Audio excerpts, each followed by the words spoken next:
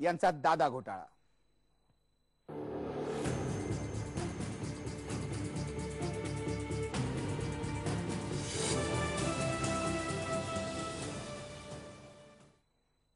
अजितदादा पवार यांचा जो घोटाळा काल IBN लोकमतने उघडकीला आणला, त्याच्याविषयी आज दिवसभर महाराष्ट्रामध्ये, दिल्लीमध्ये चर्चा चालू होती।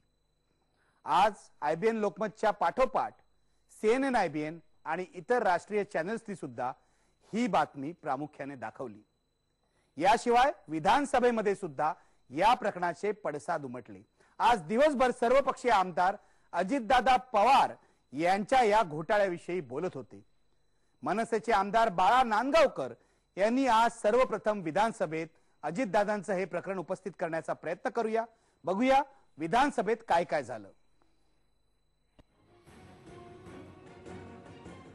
विधानसभेमध्ये बाळा नांदगावकर म्हणाले की अजित पवारांबाबत घोटाळा बाहेर काढल्याची बातमी IBN लोकमतने दिली आहे, त्यातलं सत्य काय हे जनतेसमोर आलं पाहिजे, अजित पवारांनी स्पष्टीकरण दिलं पाहिजे। यावर गृहमंत्री RR पाटील यांनी सारवासारव केली। हा कामकाजातला विषय नाही, मनसेला कुठली चर्चा किंवा आरोप करायचा असेल तर त्यांनी नोटीस द्यावी आणि नंतर मुद्दा उपस्थित करावा। विधानसभेचे अध्यक्ष दिलीप वळसे पाटील काय म्हणाले ते बघा।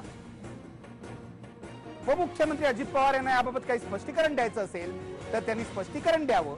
मी स्वतः टीव्ही बघितलेलं नाही, त्यामुळे याबाबत अधिक माहिती घ्यावी लागेल।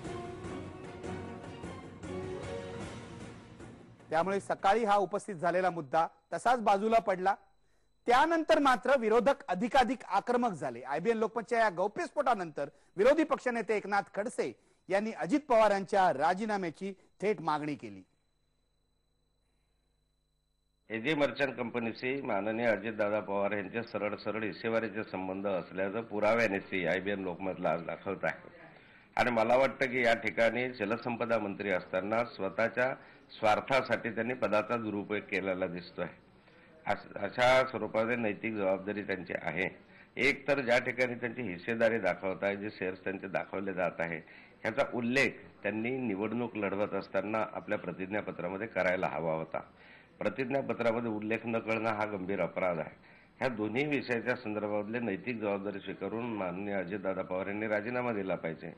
जर त्यांनी या संदर्भामधला राजीनामा दिला नाही तर यामधून तक्रार आम्ही इलेक्शन कमिशनरकडेही करणार आहोत आणि माननीय उच्च न्यायालयामध्ये सुद्धा PIL याच्या संदर्भातले दाखल करणार आहोत। सरकारचेच मंत्री जर अशा रीतीनं एक प्रकारे अप्रत्यक्षरित्या गैरव्यवहारात मदत करतील, ते प्रत्यक्ष सहभागी होत असतील तर ही गोष्ट योग्य नाहीये। आजच्या अधिवेशनामध्येही आम्ही हा प्रश्न उपस्थित करण्याचा प्रयत्न करू। दुपारनंतर भारतीय जनता पक्षाचे आक्रमक आमदार देवेंद्र फडणवीस यांनी अंतिम आठवडा प्रस्तावाची चर्चा करताना अजितदादांचा हा मुद्दा उपस्थित केला आणि मागणी केली की उपमुख्यमंत्री अजितदादा पवार यांनी या संबंधात स्पष्टीकरण द्यावं। शेवटी अजितदादा पवार यांना उभं राहून स्पष्टीकरण द्यावं लागलं, बघूया ते काय म्हणतायत। अजितदादा म्हणाले, एजी मर्कंटाईल कंपनीशी माझा थेट संबंध नाही। आपण एजी मर्कंटाईल या कंपनीचे शेअर्स जे आहेत ते 30 एप्रिल 2005 मध्ये घेतले होते, 8,800 शेअर्स। या दोन गोष्टी त्यांनी मान्य केल्या, पण 8 महिन्यानंतर म्हणजे 17 नोव्हेंबर 2005 रोजी हे शेअर्स मी विकून टाकले, त्यामुळे त्यावर कुठलाही टॅक्स पडला नाही असंही अजितदादांनी सांगितलं। निवडणुका 2004 आणि 2009 रोजी झाल्या, त्या दोन्ही निवडणुकांच्या दरम्यान सगळा व्यवहार झाल्यामुळे निवडणूक प्रतिज्ञापत्रामध्ये ही माहिती देण्याचा प्रश्नच नव्हता। आपण 6 जानेवारी 2006 ला या कंपनीपासून वेगळे झालो असंही अजितदादा म्हणाले। मी त्याची शहानिशा केली आहे, पण आता कॉर्पोरेट अफेअर्स मंत्रालयाच्या वेबसाईटवर काय आहे ते मी माझ्या CNना तपासून पाहायला सांगीन आणि त्यानंतर त्यात सुधारणा करायलाही सांगीन, अशी सारवासारव अजितदादा पवार यांनी केली।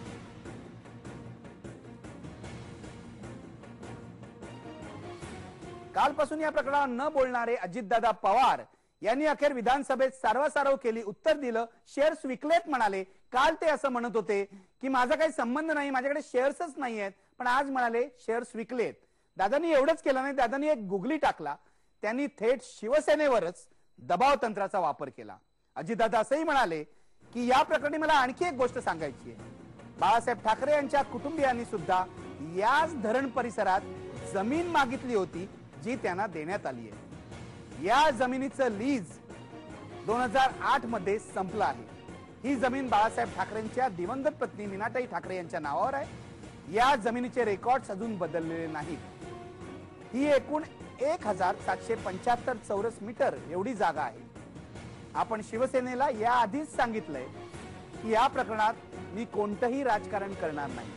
शिवसेनेनं अर्ज केला तर त्यांनाही 99 वर्षाचं लीज मी द्यायला तयार आहे असंही अजितदादा म्हणाले. लक्षात घ्या, आपल्या जमिनीची भानगड बाहेर आल्यावर त्यांनी सरळ बाळासाहेब ठाकरे यांच्याकडे बोट दाखवलं आणि याच कर्जत परिसरात बाळासाहेब ठाकरे यांचं फार्म हाऊस आहे, ते सुद्धा सरकारी जमिनीवर आहे, त्याचं लीज वाढवून द्यायला आपण तयार आहोत असंही गाजर त्यांनी शिवसेनेला दाखवलं. आणि या सगळ्या प्रकरणामध्ये नंतर विधानसभेच्या बाहेर, विधानसभेच्या सभागृहाबाहेर, विधान भवनाच्या आवारामध्ये वेगवेगळ्या प्रतिक्रिया यायला लागल्या. पवार कुटुंबियांची बाजू मांडणाऱ्यामध्ये नेहमीच आघाडीवर असणारे राष्ट्रवादी काँग्रेसचे आमदार जितेंद्र आव्हाड यांनी या प्रकरणाबाबत प्रतिक्रिया दिली. काय म्हणाले ते पाहूया. अजितदादांनी ज्या दिवशी शेअर्स घेतले त्या दिवशीची तारीख होती 30/4/2005, विक्रीची तारीख होती 17/11/2005 आणि कन्फर्मेशन ऑफ शेअर्स म्हणजे रेकॉर्ड की ज्या दिवशी शेअर्स विकल्याचं जेव्हा कंपनीच्या रेझोल्युशन मध्ये रेकॉर्ड झालं ती तारीख होती 11/1/2006. या म्हणजे चौथा महिना जानेवारी, फेब्रुवारी, मार्च, एप्रिल ते नोव्हेंबर या काळामध्ये